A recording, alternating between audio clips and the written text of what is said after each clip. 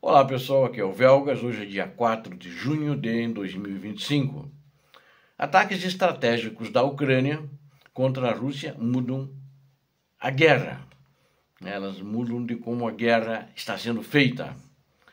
E quero convidá-los a inscrevam-se no canal, porque aqui você vai ver a verdade, como sempre. E também deem um like, compartilhem com suas redes sociais e façam os seus comentários. Eu conto com vocês, inscritos no canal.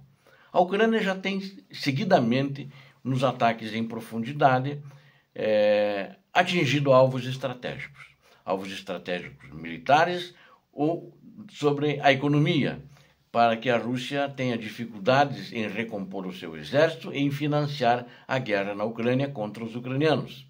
Então, não é os primeiros alvos, só que esses especificamente, que foram a Operação Teia de Aranha, e foi também esse ataque à Ponte da Crimeia, né, pelo ineditismo, pela maneira como foi feita, eu diria, dá uma nova direção à guerra na Ucrânia, mas ela também dá uma nova perspectiva de como as guerras são feitas para todos os países que estão acompanhando isso e vão estudar isso nas suas escolas militares, né? E eu quero começar aqui colocando uma pergunta, que vocês já sabem a resposta, né? Mas a pergunta é a seguinte: como é que um país como a Rússia pode se gabar de ser uma superpotência global? Se gabava muito, pelo menos antes de começar essa invasão, né? Que era o segundo maior exército do mundo. Isso era feito pelo sistema de desinformação da Rússia, sistema de desinformação do ditador da Rússia. Eu sempre digo e disse, né, que o Kremlin é uma das maiores fábricas de fake news do mundo, acho que é a maior, né? Então, como é que ele pode se gabar quando ele não é capaz de impor uma derrota rápida a uma potência vizinha de nível médio, né? Mas agora nem sequer consegue se defender de um ataque da Ucrânia. E isso é o que aconteceu agora nos últimos, de domingo para cá, foi no dia 1, dia 1º, né? E no dia 3, né? Dia 3, Ponte da Crimeia. Então eu vou usar esses exemplos, e dia 1º, os aeródromos dos aviões estratégicos. É isso que aconteceu. E todo mundo está falando nisso, toda a imprensa mundial séria está falando isso, acho que até a não séria. Só não está sendo divulgado dentro da Rússia, pelas agências que são controladas justamente pelo ditador da Rússia. Na televisão russa você não vê essa notícia, né? Essa foi uma operação muito audaciosa, essa teia de aranha. Essa operação também na Ponte da Crimeia foi muito audaciosa, difícil, custosa, né? Todas elas, as duas operações, envolviam um risco sobre a vida dos militares e agentes envolvidos, mas tiveram sucesso, né? A Ucrânia, eu diria para vocês o seguinte, ela mostrou para a OTAN, ela mostrou para o mundo que os Estados Unidos da América também deveriam anotar duas vezes, né? Ela mostrou como vai ser a guerra do futuro, e vai ser muito mais do que isso. Agora, eu acho que ela deu um grande recado para o Putin, que não vai conseguir tomar a Ucrânia, ele vai ter que sair da Ucrânia, esse é um recado. E outro recado que ela deu para o Trump, que Zelensky, quando ele disse que não tinha carta, eu acho que o Zelensky não tem somente um baralho, ele tem muitos baralhos para jogar.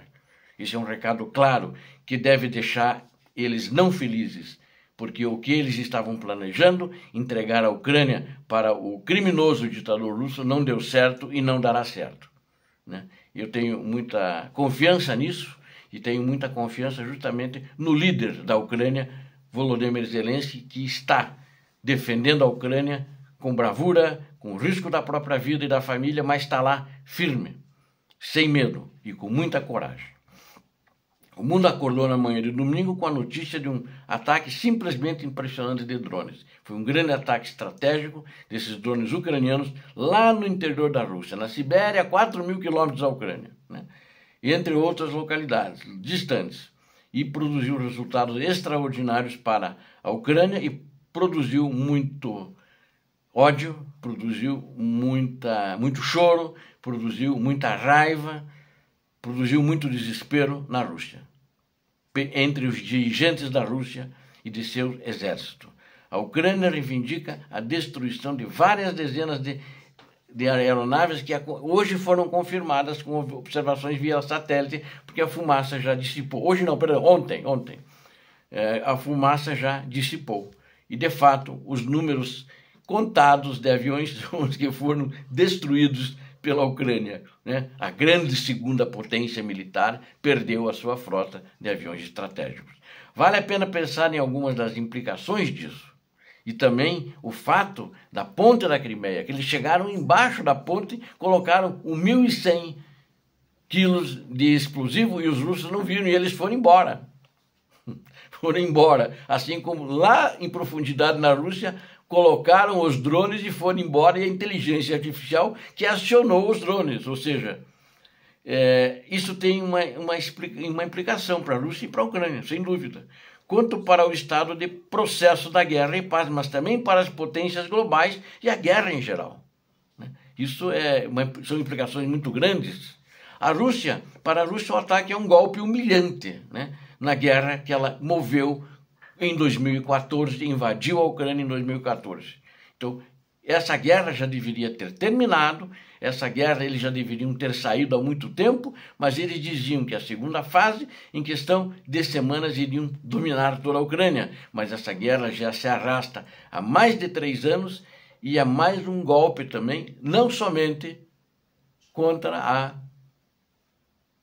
Rússia, né? Mas é um golpe no prestígio do ditador da Rússia. Um prestígio perante os seus comandados no Kremlin, um prestígio perante os oligarcas, um prestígio perante a população, que já está insatisfeita e já está, segundo informações, já está querendo se manifestar contra e pedindo a paz, né? Apesar de que a Rússia é imperialista, é chauvinista, assim como o seu povo é assim, e eles querem que, na realidade, eles queriam que a guerra terminasse com a vitória da Rússia e a Ucrânia sendo anexada, e é o que não vai acontecer, né? E eles, muitas outras oportunidades, eles já viram muitos alvos estratégicos serem destruídos, tal como o navio Capitania, né, da frota do Mar Negro, o Moskva, que foi o primeiro avião a ser, fala assim, abatido pela Ucrânia, né, no primeiro ano de guerra ainda. E a maior parte da própria frota do Mar Negro que foi expulsa do Mar Negro, expulsa do Mar Negro da região de Sevastopol. Ela está lá nas costas da Rússia, né? Mas aí pode ficar lá que lá é a Rússia. Sevastopol é a Ucrânia, né? E além das refinarias, que era um golpe, agora esse foi um golpe muito mais impactante contra o prestígio do ditador.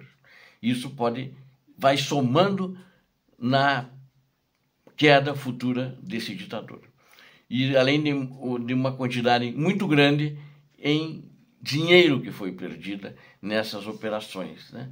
E dinheiro, por exemplo, que na ponte da Crimeia, eles vão ter que paralisar o transporte. Isso são prejuízos. Eles vão ter que inventar uma outra maneira de trazer a logística para o exército russo que eles estavam trazendo por trens. Agora não vai mais funcionar.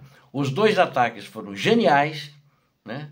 E principalmente diante da escassez de mísseis de defesa aérea, ela eliminou o perigo de ataques com mísseis russos na frente no caso dos aviões, porque ela não eliminou totalmente, mas ela fez com que eles vão ser reduzidos, os ataques com mísseis contra a Ucrânia, drasticamente. Vão ser drasticamente diminuídos, porque a maioria dos ataques com mísseis era justamente lançados desses aviões estratégicos.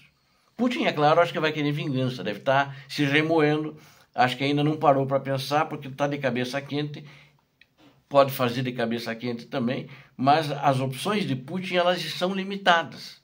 Agora, dada a perda desses aviões e o fato de que a guerra terrestre está num impasse, né? Não avança, né? A Ucrânia está ali também parada e não deixa eles passar. Então, ficou um sonho negro, um sonho malicioso, um sonho muito diabólico, que ele não vai conseguir realizar a realidade. E o presidente Zelensky, ele provou que ele e a Ucrânia são mais do que capazes de tirar trunfos de suas mangas de combate, né? E para a Ucrânia os ataques representam uma enorme vitória de relações públicas, eu diria, que contribuirá muito para solidificar o apoio tanto no país quanto no exterior, com o esforço de paz de Trump, que está fracassado, né? Não conseguiu avançar nada, tanto que não conseguiu avançar pelo fracasso, ameaça sair dessas negociações, que na realidade são negociações falsas, porque ele não apresentou proposta nenhuma. Então, acredito que ele não vai ter sucesso, né? Quem vai ter sucesso é justamente o líder ucraniano Zelensky, que vai forçar os russos a chegarem às condições da Ucrânia. E essa é a grande jogada do presidente Zelensky, que acho que mostra que tem muita inteligência e muita garra para defender a sua pátria e o seu povo. Obrigado a vocês que assistiram este vídeo, eu conto com vocês. Inscrevam-se no canal e deem um like, compartilhem com suas redes sociais, façam os seus comentários. Deus abençoe vocês, Deus abençoe a Ucrânia, Deus abençoe o Brasil. Paz e bem, paz para toda a humanidade.